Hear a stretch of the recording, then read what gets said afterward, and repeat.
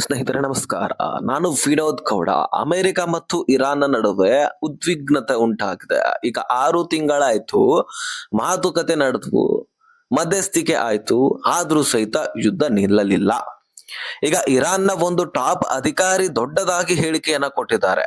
ಆ ಯುದ್ಧವನ್ನ 2029 ಕೂಡ ನಾವು ಮುಂದುವರಿಸ್ಕೊಂಡು ಹೋಗ್ತೀವಿ ಅಂತ ಹೇಳಿಕೆಯನ್ನ ಕೊಟ್ಟಿದ್ದಾರೆ.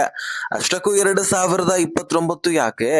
ಇದರ ಹಿನ್ನೆಲೆ ಏನು, ಇದರ ಸ್ಟ್ರಾಟಜಿ ಏನು, ಇದರ ಸಂಪೂರ್ಣವಾದ ಮಾಹಿತಿಯನ್ನ ಈ ವಿಡಿಯೋದಲ್ಲಿ ನಾವು ಗಮನಿಸ್ತಾ ಹೋಗೋಣ. ಸ್ನೇಹಿತರೆ, ಅಷ್ಟಕ್ಕೂ ನಡೆದಿದ್ದೇನ, ಯಾರಿಗೆ ಏನ್ ಹೇಳಿದ್ರು ಇದನ್ನ ನೋಡೋದಾದ್ರೆ, ಆಗಸ್ಟ್ 13, 2026 ಸೊ ವರದಿಯ ಪ್ರಕಾರ ಇರಾನ್ನ ಇಸ್ಲಾಮಿಕ್ ಒಂದು IRGC ಅಂತ ಕರೀತಾರೆ. ಸೊ ಅದರ ಜನರಲ್ ಆದಂತಹ ಮೊಹಮ್ಮದ್ ರಜಾ ನಖ್ವಿ ಅವರು PBS ನ್ಯೂಸ್ ಹೋರ್ಸ್ಗೆ ಸಂದರ್ಶನ ಕೊಡ್ತಾರೆ. ಅವರು ಏನ್ ಹೇಳಿದ್ರು ಅಂದ್ರೆ, ಅಮೆರಿಕದ ಅಧ್ಯಕ್ಷ ಡೊನಾಲ್ಡ್ ಟ್ರಂಪ್ ಅವರು ಅಧಿಕಾರ ಅವಧಿ ಮುಗಿಯುವವರೆಗೂ ಕೂಡ, ಅಂದರೆ 2029 ಜನವರಿ 20ರವರೆಗೆ ನಾವು ಯುದ್ಧವನ್ನ ಮುಂದುವರಿಸ್ತೀವಿ ಅಂತ ಹೇಳ್ತಿದ್ದಾರೆ. ಅವರು ಇನ್ನು ಹೇಳ್ತಾರೆ, ನಾವು ಶತ್ರುವಿನ ಒಂದು ಸಂದೇಶ ಕೊಡಬೇಕು. ಇರಾನ್ ಮೇಲೆ ದಾಳಿ ಮಾಡಿದರೆ ಅದಕ್ಕೆ ಒಂದು ಬೆಲೆ ಕಟ್ಟಬೇಕು. ಅದಕ್ಕೆ ಒಂದು ದಾರಿ ಏನಪ್ಪಾ ಅಂದ್ರೆ, ಯುದ್ಧವನ್ನ ಮುಂದುವರಿಸಿ ಶತ್ರುವನ್ನ ದಣಿಸುವುದು. ಅದನ್ನ ಬಿಟ್ಟರು ಬೇರೆ ಹಾದಿ ಇಲ್ಲ ಇವರಿಗೆ. ಸರಳವಾಗಿ ಹೇಳಿದ್ರು, ಇರಾನ್ ಈಗ ಲಾಂಗ್ ವಾರ್ ಸ್ಟ್ರಾಟಜಿ ಹೊಂದಿದೆ. ಹೌದು, 2029 ಕೂಡ ನೀವು ಯುದ್ಧ ಮಾಡ್ತೀನಿ ಅಂದ್ರೆ ನಾವು ಬಿಡೋದಿಲ್ಲ, ನಾವು ಕೂಡ ಮುಂದುವರಿಸ್ತೀವಿ ಅಂತ ಹೇಳ್ತಿದೆ. ಜನರಲ್ ನಖ್ವಿ ಅವರು ಇರಾನ್ ಈಗಾಗಲೇ ಯುದ್ಧದಲ್ಲಿ ಗೆದ್ದಿದೆ ಅಂತಾನು ಕೂಡ ಹೇಳ್ಕೊಂಡ್ರು. ಅವರು ಹೇಳ್ತಾರೆ, ಅಮೆರಿಕ ಇರಾನ್ ನಾಯಕತ್ವವನ್ನ ಉಳಿಸಿಕೊಳ್ಳಲು ಇರಾನ್ ಅನ್ನು ಒಡೆಯಲು ನೋಡುತ್ತಿದೆ, ಆದರೆ ಅದರಲ್ಲಿ ಅವರು ಸೋತರು. ಅಮೆರಿಕದಲ್ಲಿ ಗೊಂದಲ ಇತ್ತು. ಪ್ರತಿ 2-3 ದಿನಗೊಮ್ಮೆ ಹೊಸ ಉದ್ದೇಶಗಳನ್ನ ಹೇಳ್ತಾ ಇದ್ರು. ಒಂದ್ ರಾತ್ರಿ ಹೇಳ್ತಾರೆ, ಕಾರ್ಗ್ ಐಲ್ಯಾಂಡ್ ಮೇಲೆ ನಾವು ದಾಳಿ ಮಾಡ್ತೀವಿ. ಇನ್ನೊಂದ್ ರಾತ್ರಿ ಹೇಳ್ತಾರೆ, ಸ್ಟ್ರೇಟ್ ಆಫ್ ಹಾರ್ಮುಜ್ ಅನ್ನ ತೆರಿಬೇಕು ಅಂತ ಒತ್ತಾಯ ಮಾಡ್ತಾರೆ. ಸೊ ಯುದ್ಧಕ್ಕೆ ಯಾವುದೇ ರೀತಿ ಸ್ಟ್ರಾಟಜಿನೇ ಇಲ್ಲ ಅಂತ ಅವ್ರು ಹೇಳ್ಕೊಂಡ್ರು. ಅದರ ಜೊತೆಗೇನೆ ಈ 5-6 ತಿಂಗಳಲ್ಲಿ ನಾವು ಅಮೆರಿಕದ ಜೊತೆಗೆ ಹೇಗೆ ಹೋರಾಡಬೇಕು ಅಂತಾನು ಕೂಡ ಕಲಿತಿದ್ದೇವೆ. ಅಮೆರಿಕದ ಮಿಲಿಟರಿ ನಾವು ಅಂದುಕೊಂಡಷ್ಟು ಬಲವಾಗಿಲ್ಲ ಕಣ್ರಿ ಅಂತಾನು ಕೂಡ ಹೇಳಿದ್ರು ಅವರು. ಆದ್ರೆ ಇಲ್ಲಿ ಮುಖ್ಯವಾದ ಮಾತು ಏನಂದ್ರೆ, ನಖ್ವಿ ಅವರು ಇರಾನ್ ಇನ್ನು ತನ್ನ ಫೈನಲ್ ಆಬ್ಜೆಕ್ಟಿವ್ ಸಾಧಿಸಿಲ್ಲ ಅಂತ ಹೇಳಿದ್ದಾರೆ. ಯುದ್ಧ ಎಷ್ಟು ದೀರ್ಘಾವಧಿ ಆಗುತ್ತೋ ಅಷ್ಟು ಹೆಚ್ಚು ಅನುಭವ ನಮಗೆ ಸಿಗತ್ತೆ. ನಿಜವಾದ ಯುದ್ಧದಲ್ಲಿ ಅನುಭವ ಪಡೆಯೋದು ಇದೇ ಅವಕಾಶ ಅಂತ ಹೇಳಿದ್ರು. ಇದರ ಜೊತೆಗೆ ಇರಾನ್ ತನ್ನ ಮಿಲಿಟರಿ ಸಿದ್ಧಾಂತವನ್ನೇ ಬದಲಾಯಿಸಿದೆ. ಮೊದಲು ರಕ್ಷಣೆ ಮತ್ತು ದೇಶವನ್ನ ಉಳಿಸಿಕೊಳ್ಳೋದು ಅಂತ ಇತ್ತು.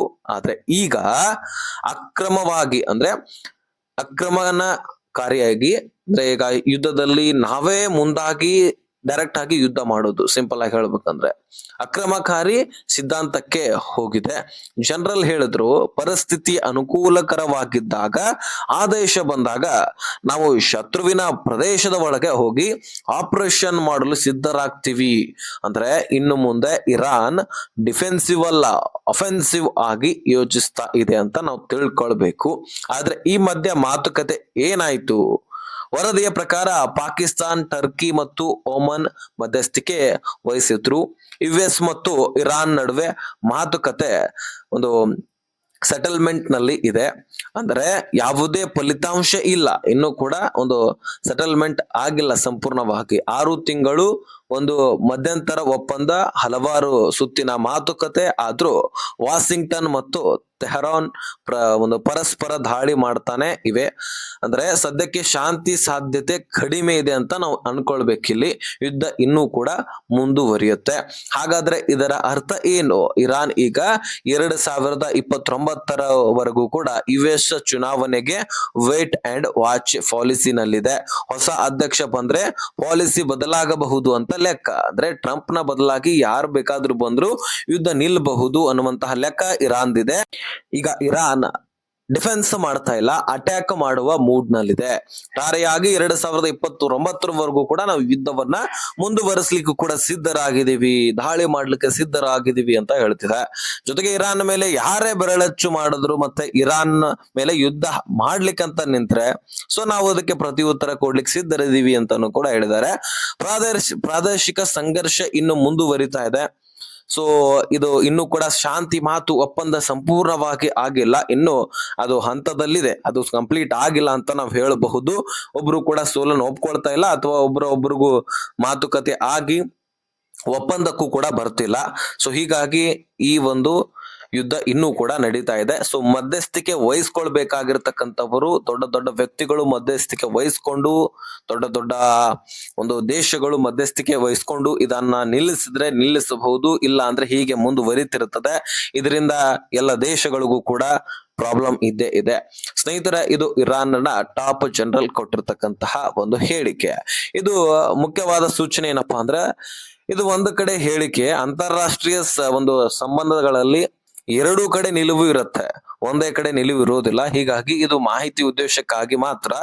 ನಾವು ಯಾವುದೇ ರೀತಿ ಯುದ್ಧವನ್ನ ಉತ್ತೇಜಿಸ್ತಾ ಇಲ್ಲ, ಯುದ್ಧ ಆಗ್ಲಿ ಅಂತ ನಾವು ಹೇಳ್ತಾ ಇಲ್ಲ. ಯುದ್ಧ ನಿತ್ರೆ ಎಲ್ಲರಿಗೂ ಕೂಡ ಒಳ್ಳೇದೇ, ಮತ್ತೇನಿಲ್ಲ. ಅದು US ಆಗಿರ್ಲಿ ಅಥವಾ ಇರಾನ್ ಆಗಿರ್ಲಿ, ಸೊ ನಮ್ಗೆಲ್ಲರಿಗೂ ಕೂಡ ಒಂದೇ, ಆದ್ರೆ ಶಾಂತಿ ಒಪ್ಪಂದ ಆಗಬೇಕು, ಇದೇ ನಮ್ಮ ಇಚ್ಛೆ. ಸೊ ಇನ್ನು ಈ ವಿಷಯದ ಕುರಿತಾಗಿ ನಿಮ್ಮ ಅಭಿಪ್ರಾಯ ಏನು ಅದನ್ನ ಕಮೆಂಟ್ ಮಾಡಿ ತಿಳಿಸಿ. ಇದೇ ರೀತಿಯಾದಂತಹ ಇಂಪಾರ್ಟೆಂಟ್ ಅಪ್ಡೇಟ್ಗಳು, ವರ್ಲ್ಡ್ ವಾರ್ ನ್ಯೂಸ್ಗಳು, ಪೊಲಿಟಿಕಲ್ ನ್ಯೂಸ್ಗಳು ಬೇಕಂದ್ರೆ ನಮ್ಮ ಚಾನೆಲ್ ಅನ್ನ ಸಬ್ಸ್ಕ್ರೈಬ್ ಮಾಡ್ಕೊಳ್ಳಿ.